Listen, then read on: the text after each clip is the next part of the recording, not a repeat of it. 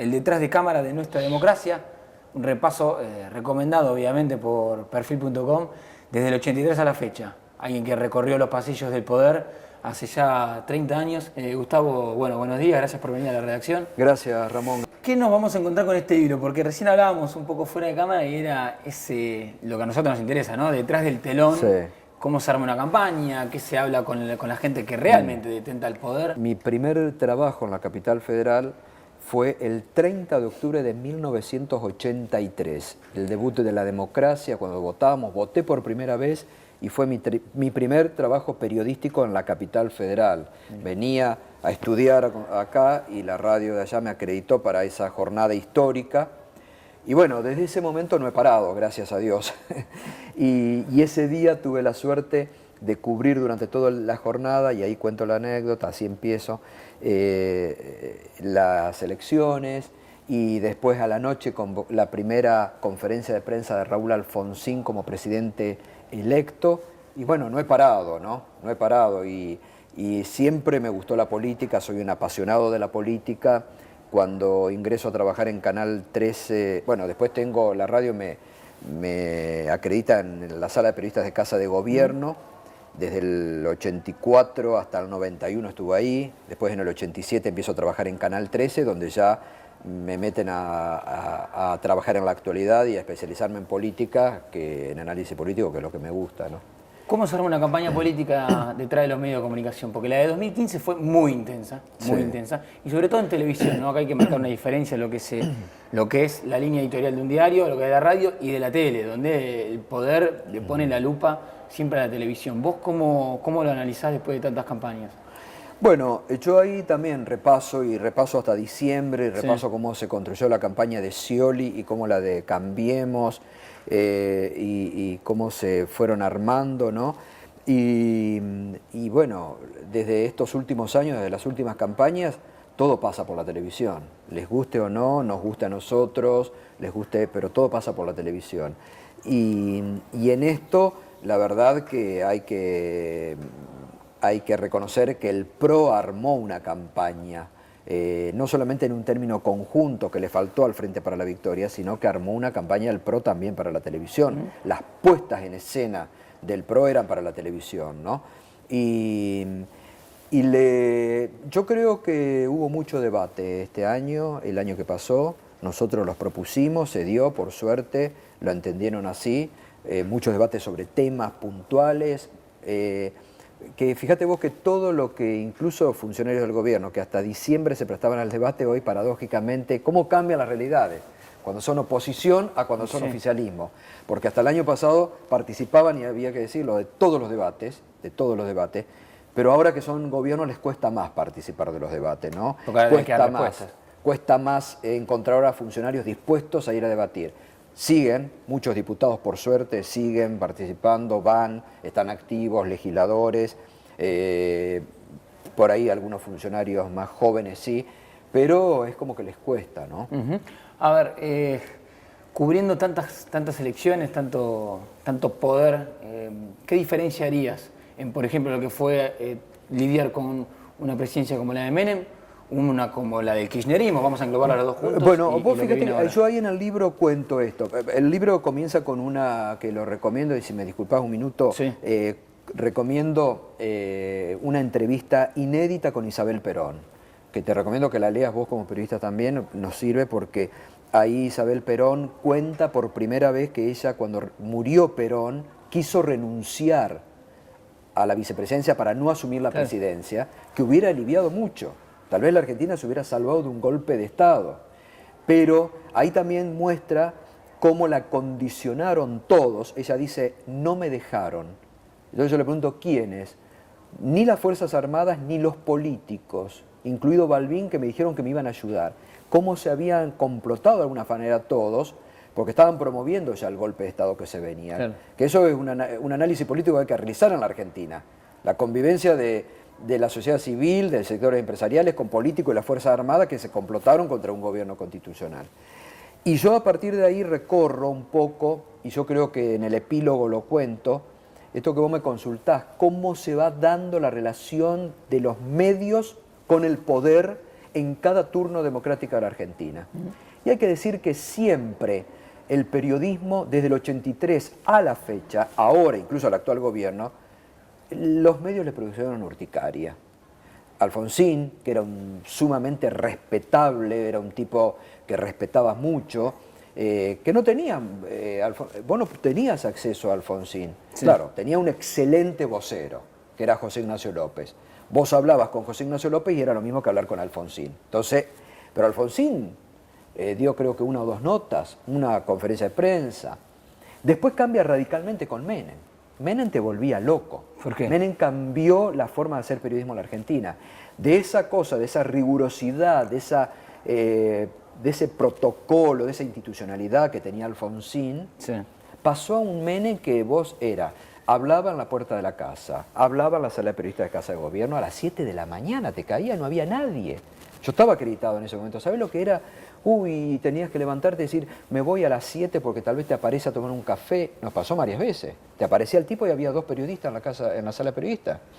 ¿Y no te dolió haber vos estado en la pantalla de TN cuando empezó esa guerra diciendo qué te pasa que estás nervioso? Digamos, toda esa campaña, ¿fue fácil trabajar en la televisión? Sobre todo en la televisión, porque digamos, la obsesión que tenía el kirchnerismo es eso, ¿no? A ver qué pasa en las pantallas. Sí, no fue fácil. Yo siempre me he tratado de mantener, digamos, para hacer mi actividad profesional, un poco al margen de esas cuestiones, ¿no? A nosotros también nos escracharon en algunos momentos por trabajar, cuando yo trabajaba en ese momento en el Grupo Clarín, pero digo, siempre había que mantener un poco, digamos, el profesionalismo, que yo siempre digo, nosotros no podemos dejar de ser profesionales y nosotros los periodistas tenemos que dejar de buscar, como lo hacen algunos, ser protagonistas y siempre darle paso a la información en su estado puro. Nosotros, todas las veces que le pedimos, esto hay que decirlo, notas, desde a 2 voces, tuvimos siempre respuesta. Todos los años nos daba 1 o 2 notas por año Néstor Kirchner. Hasta la última nota que dio, que fue unos días antes de dejar el poder, sí, con Cristina Kirchner ya no, cambió. Yo con Néstor Kirchner tuve mucho diálogo, de hecho ahí comento, con Cristina Kirchner no. Nosotros le hicimos para 2 voces una nota cuando ella era candidata a presidenta y después yo nunca más volví ni a hablar ni a tener notas con ella hasta el año pasado que me dio la primera nota. ¿En Olivos? No, en Nueva York, cuando fue a la ONU, ¿no? Claro. Algo que, digamos, en las nuevas generaciones que arrancamos el periodismo, quizás ya con el kirchnerismo, que siempre está en el debate es cómo se financia la visión del poder frente a los medios, digamos. A ver, vos tenés al Grupo Clarín quizás, que ahora obviamente estuvo enfrentado al kirchnerismo, con un soporte propio. Y el kirchnerismo fue armando sus medios para tener el lado B de su historia, digamos. A mí no me va a condicionar una única visión de la realidad, sino que tengo que armar otra visión de la realidad.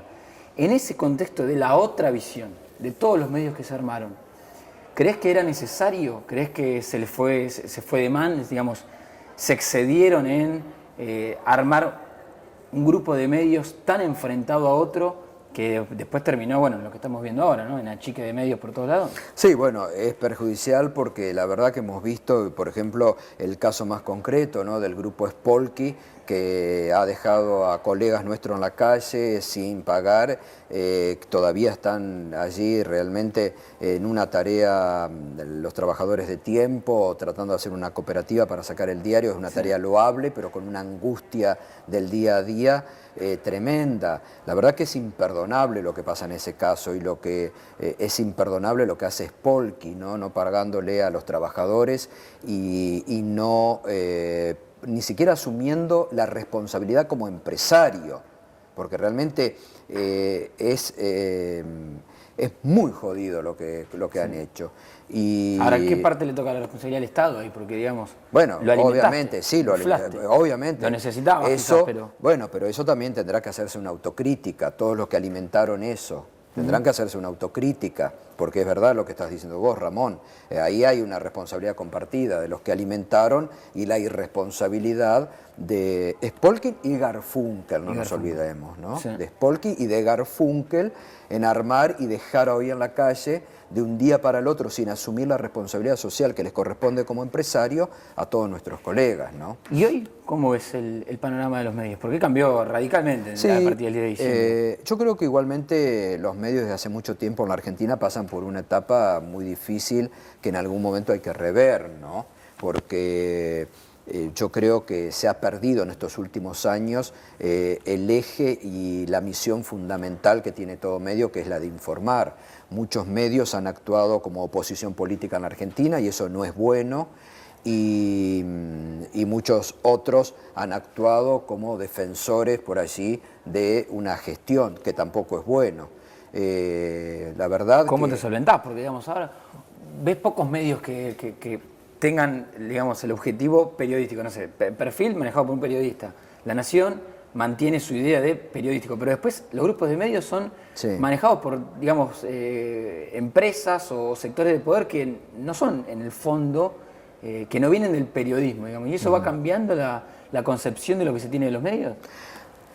Bueno, a ver, ahí también está mucho, a mí, yo he vivido esta... Yo, a ver, trabajé 23 años en el Grupo Clarín. Lo viste. Cuando yo no me sentí cómodo con una línea editorial que no me permitía a mí expresarme con absoluta libertad, como veníamos haciéndolo y como es mi objetivo de hacer periodismo desde que empecé hasta la fecha, bueno, renuncié, me fui a otro grupo que en ese momento me daba esta posibilidad de seguir haciendo la pluralidad, debates y todo. En A24. Porque yo veía en la campaña del año pasado, y me gusta saber tu opinión en esto, era, bueno, se habla de corrupción estructural y muchas veces la política lo que te dice en off es, bueno, a ver, hay que financiar la política. ¿Cómo crees que yo financie una campaña si no circula dinero en negro? Porque, digamos, no está blanqueado cómo se financia una campaña política. Y vos, para llegar a la televisión, digamos, bueno, para hablar en los prime time, la política necesita plata en una campaña. ¿Y cómo financiás esa campaña si vos no tenés acceso a dinero fresco en una campaña para llegar a los medios, para llegar a la tele, para que te den espacio? Porque hay que decirlo, también se necesita comprar espacios a veces en la televisión. Si no tenés cómo te financian, digamos, el PRO se financió por empresas. Ahora, sectores más progresistas que una empresa no quiere financiar, ¿cómo se financian? Bueno, la forma de financiación de la política en la Argentina es un debate que falta.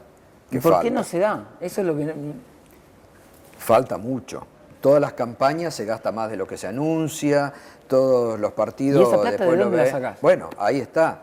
Eso es justamente lo que está faltando, justamente transparentar en la política argentina. Decimos, no, a mí me financian las empresas privadas. Bueno, pero eso también está mal, porque, digamos, la empresa está esperando un resultado después claro, obvio, por supuesto.